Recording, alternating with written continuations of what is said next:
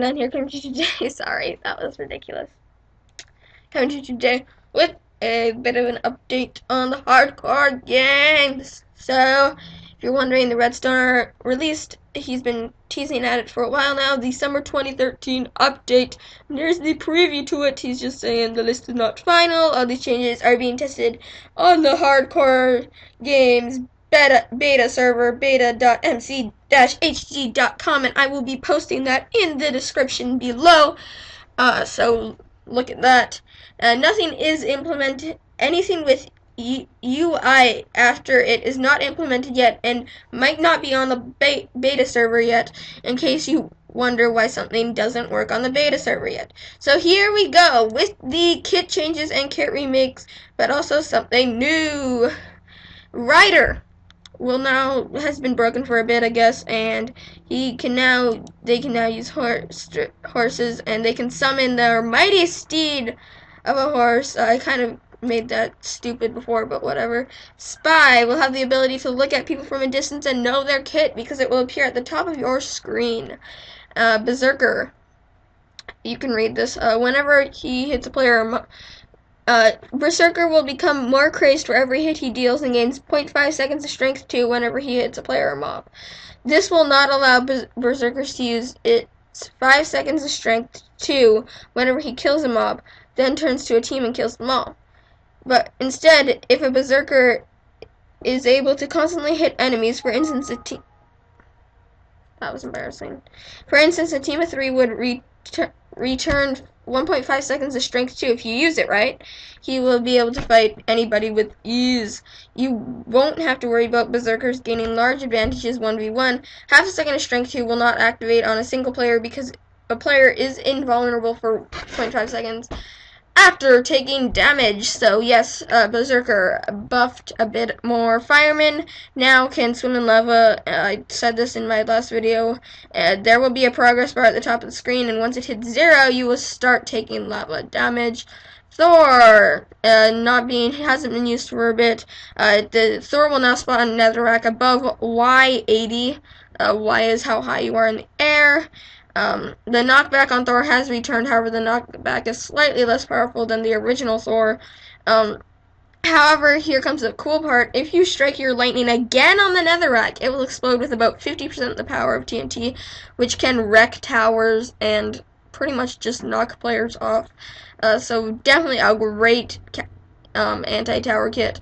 This could be very well if a fisherman endermage trap is if it's a bigger trap, if it's a bigger tower sky base, you could actually hit like the very edge of it and hit it again, and that is a huge counter to the endermage fisherman trap, which is an extremely OP trap.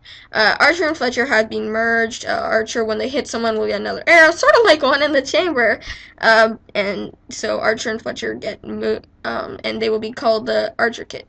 If you own Fletcher and Archer, you'll be refunded the credits for Fletcher.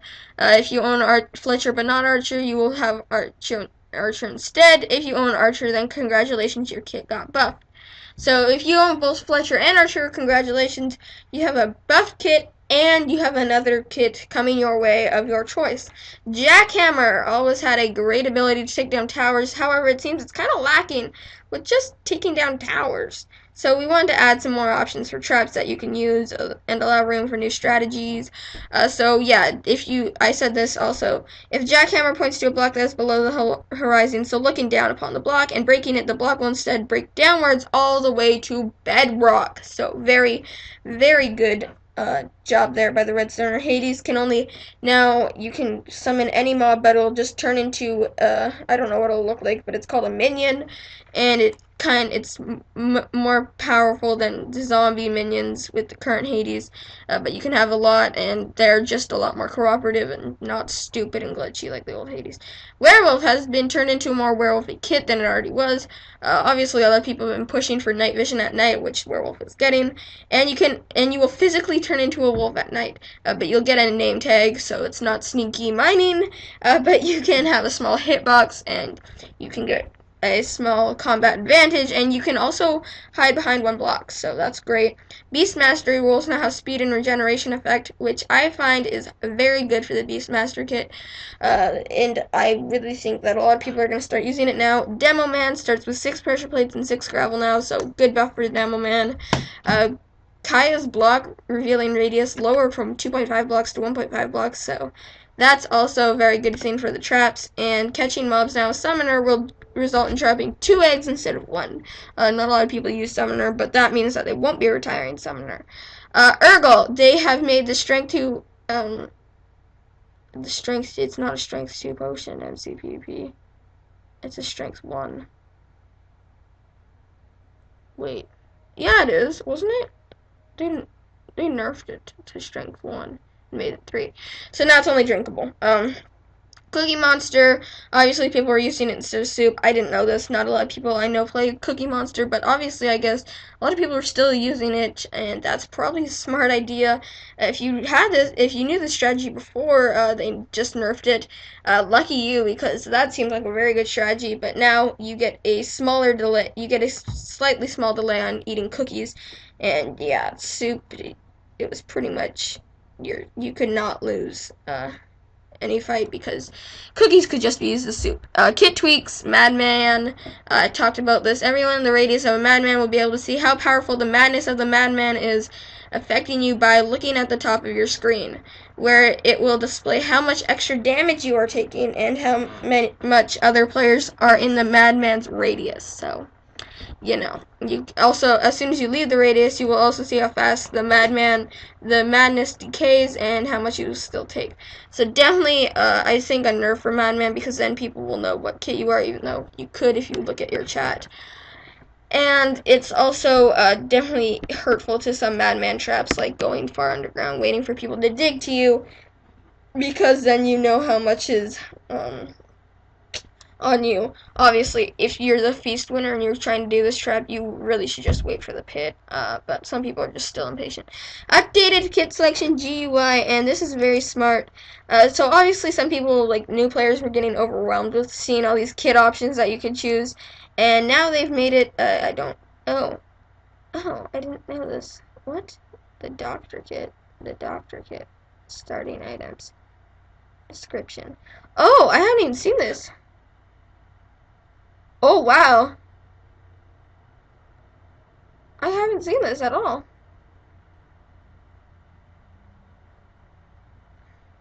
Really? Wow, I've not seen this at all. So, obviously, these are the kits that it'll show you all your own kits, and then it'll show you unowned kits. So, in here, it'll show you the doctor kit. I never saw this before. So, there's obviously a couple things that you can select, not the glass. The starting items. You can check what you get to start with, obviously your shears. It doesn't, that's just part of the something. It'll say probably if you click on that shears.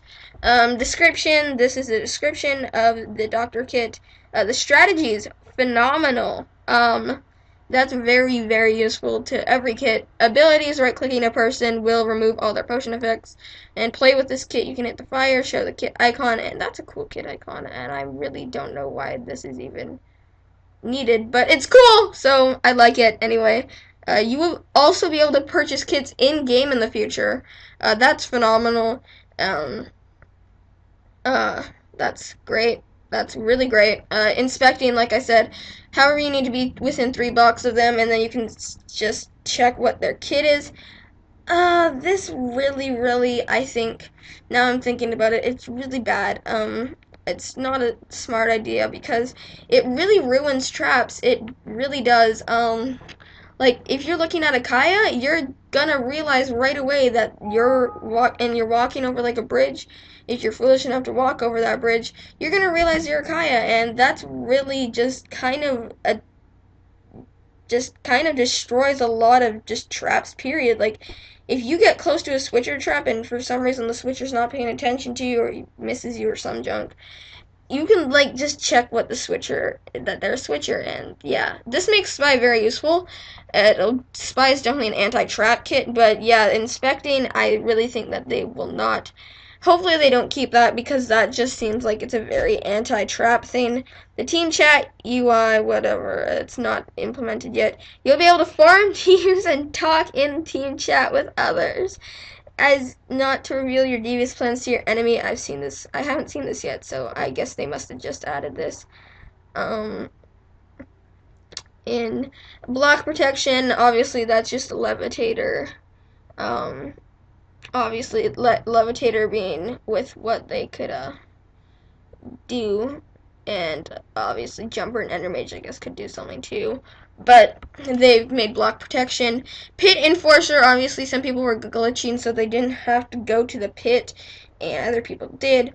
And if you don't go to the pit now, hopefully they make sure there's no bugs in this. You'll be killed immediately. Just kill you. Yay, fun. So hopefully you don't, you aren't stupid, and you don't try and make any more pit exploits. And updated force field. Force field is a large wall rather than an unknown border. This is great, especially for newer players, so they won't know what the force field is until they see this wall. So great. This could kind of kill some force field traps. It will definitely actually kill force field traps. So that kind of sucks, but other than that, yeah, this is a good update. Great job to the MCPVP team, and thank you guys so much for watching. Peace out.